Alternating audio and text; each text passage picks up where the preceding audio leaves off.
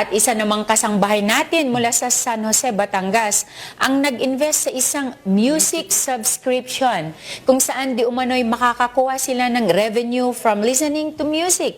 Pero isa pala itong scam. O ayan, at para sa detalye ay makakausap po natin sa kabilang linya ang nagrereklamo sa taga San Jose, Batangas po, si Ma'am, itago po natin sa pangalang May. Ayan. May.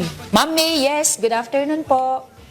Parang first time ang ganito. First time kong marinig itong Music subscription. Music subscription. Music subscription Yeah. scam. Na may Scam. revenue daw. Yes, Kapag mami. sa Hindi, pakikinig lang, marami sir. nagsusubscribe ng music. Yes. Meron Paano namang may kaya to? legit na. May legit yung may ano, like legit na gano'n, Spotify. no? Hindi, yung income. Yung Kumikita. income, may kumikita doon yung listen to spot, yung kung ano ang brand. Spotify, Ano, mga makinig ka habang tumatagal yung pakikinig mo, may revenue. Parang YouTube din, ma'am.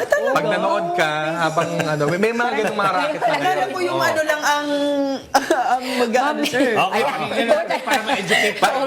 Parang hinuula natin Baka eh. gawin mo rin yan. Nahahalata yung ano natin pagiging na hindi tayo Gen Z. Ay, di tayo Gen Z. Yes, Ma'am May, nandiyan ka na ba? Hello, Ma'am May. Ma'am, pa-unmute po, baka po hindi po naka-unmute po yung inyong audio. Ma'am May. Hello po. Ayun. Yes, ma'am, magandang tanghali po. Ay, yes po. Yes, Bali, ma'am. Sige po, ma'am. nag-join po kasi kami sa music platform streaming po. Ang name niya po is Spotify. Then, it's under CEO Fritz Sadyang Agay.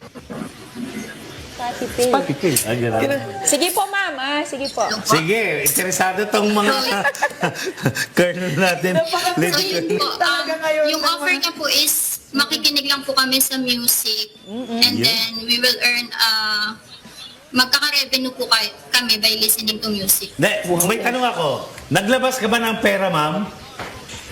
Yes po. Bali yung offer po niya is magsusubscribe po kami doon sa plan Yeah. na ino-offer niya para po magka-revenue kami. Magkano, ma'am, yung plan? Yan.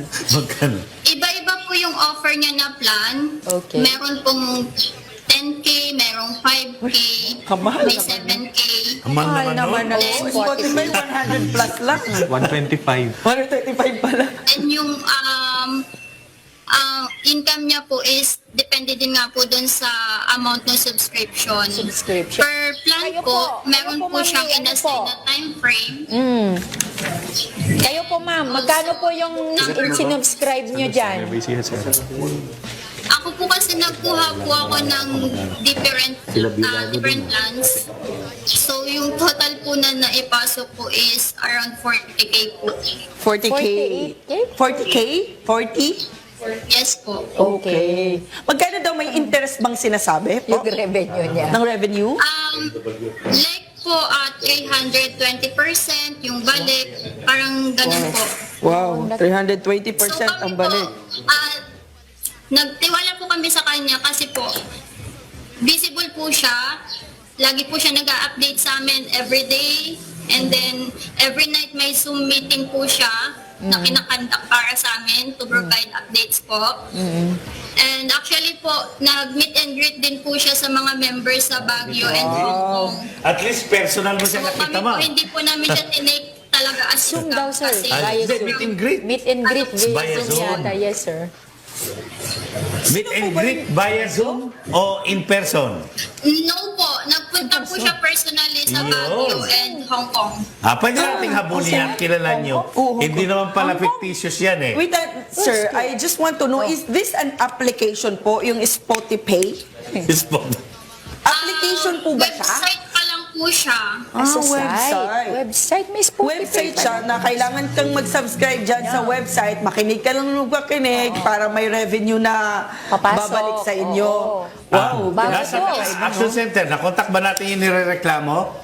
Sino nga po ba ang Pala, nirereklamo nirereklamo nitong niya. si Ma'am Sino? May? Ma'am, ano pangalan po ng nirereklamo ninyo? Name po niya is, yung pakilala niya po sa amin is Fritz Sadyang Abay. Babae lang. Taga Pampanga po siya. Lalaki. Pero, Lalaki. oo. Pero paano, sir, gusto ko malaman, nung nag-subscribe kayo, at nagbayad kayo, anong pangalan? Pangalan na ng website or may pangalan, may name na Kung saan kung saan nyo pinadala yung pera? Yes po, yung bali yung mga bank account po is under his name. Itong free? Yung iba po ay under Berlin Villanueva. Meron din pong So, different names niya Christopher i-deposit. Villanueva. Tama, Then yung okay. iba po is through GCash, which is under his name din. Alright. Naku po. Sige, tama-tama. Sa tingin po namin, meron talagang kakaiba dito sa modus neto. Nandito po si... And also, ma'am, Yes po. sorry po. Sige lang. Gusto ko lang din po i-share actually more Sige. than 10,000 members na po yung Wow. nag-join. And yung iba po, actually meron pong millions na yung ipinasok Oh talaga. my God. Oh my bago. God. Yung karamihan din po is OFW. Take daw. Pinatake down na? Ay, yung website. Okay. So, ang nangyari po, ma'am, is yung offer niya po, different yung time frame. Then, nito lang din po realize na yung payout request niya is isang date lang yung babagsakan. Oo. Nung dumating po yung date na yun, parang nagkaroon po ng delay. Nag-update po siya sa amin na hindi daw po nagbayad yung client, international client. Naku po. So, kaya po nagka-delay. Then, after 24 hours, nag-update po siya na magre-release po siya ng payout Thursday to Saturday. Tapos po until Saturday. Pero wala na po kami narinig sa kanya. Wala na pong update. Then, nag-deactivate na din po siya ng account niya. Okay. Even the page po, yung Nako. community page, parang tinook down na din niya. Sige, tama-tama, Ma'am May. Ma'am, meron tayong resource person. Baka na-encounter niya na yung ganitong scam, no? Ngayon ko lang din po to na-encounter. Ngayon ko lang narinig. Nandito si Lieutenant J.R. Rendiza, ang Chief Investigation ng RACO 4A, na makakatulong po sa probably mag-conduct ng investigation regarding dito sa scam na to. I think this is a scam, Ma'am, Yes, no? yes. Right. Lieutenant J.R., hello, good afternoon. Good afternoon po. Good afternoon po sa lahat. Ganito po, po, Walang audio. Yung audio, pakicheck yung audio, Lieutenant Rendiza. Yan, sige. hello po ma'am. Good afternoon po. Yes. Po sa pagkakasalay, victim natin ma'am na madaming naging biktima. Ang ikikater po muna namin yung dito po sa Calabarzon, ang pili ma'am muna. Advice po ma'am na pumunta po dito sa San Vicente, San Vicente. Barangay Tepak po, at Laguna. Ngayon po, ang kailangan po natin yung pinagbayaran ni ma'am, kung Gcash po yung mga Bank daw, bank. tax bill. Yung po, para po yun natin.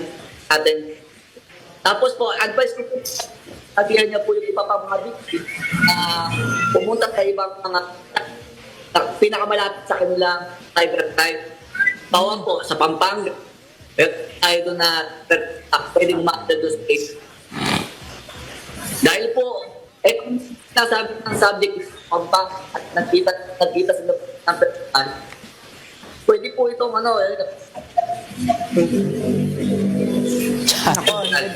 Medyo choppy ka, Okay, Nawawala sige. ang iyong Nawawala ka, Lieutenant Rendiza. Anyway, Ma'am May? Sige po. Narinig niyo po kung saan po kayo pwedeng pumuntang himpilan na pinakamalapit, ma'am, ng RACO, ng Anti-Cyber Crime Unit po? Pwede po kayo malapit po kayo sa Camp Vicente Lim. Yan po ang pinakamalapit na, na Kung opisina. ulit yung address, ma'am, hindi ko po nakuha. Sa loob po, Camp Vicente Lim, Calamba, Laguna po. Kanlubang. Okay. Siguro Action Center, pakibigay na lang po yung Calamba, Laguna. direct na address ng RACO, no? Tsaka Ma'am May, pakibit-bit yung lahat ng mga detalye, like yung mga resibo, ng mga transaction ninyo, kung kanino nyo pinadala. Kasi malaking tulong para matrace natin kung Yes. saan napunta yung pera. Doon tayo magsisimula muna. Tama, oo. I think maganda kung magsimula na talaga ito sa inyo para maiwasan itong baka marami pang mabiktima to. Although, na-check ni Attorney Kiko na take Yes. down na itong website na to. Take down. Buti na lang. Malamang sa Oo, malamang po, marami nang inaksyonan nabiktima. agad ng Inaksyonan ating ito. anti-cybercrime yan. Anti-cybercrime. Pag sila kasi, Sa ibang ano. Yes. pag sila kasi matik, mabilis na napapatake nga, down yung ginagamit na website o yung platform. Correct. Ayan, sige, ganun na lang. Ma'am May, baka may mga kasamahan pa po kayo nakakilala nyo. Pwede po kayong grupong magsama-sama na pumunta dan sa Camp Vicente Lim. And doon naman po sa mga kasamahan nyo, pakibanggit na lang kung hindi man sila taga Calabar Zone at hindi sila sigurado po kung saang anti-cybercrime unit po ang pupuntahan. Sa pinakamalapit po na hinpilan po ng pulisya at doon po yung mag-a-assist sa kanila, magtuturo po sa kanila, mag-guide po sa kanila kung saan po yung mga pinakamalapit po na anti-cybercrime unit po namin sa kanilang mga respective regions po kung saan po sila nakatira. Yan. Ma'am, Ma'am may May? question lang din po ako. Opo, sige, go ahead. Okay lang po ba?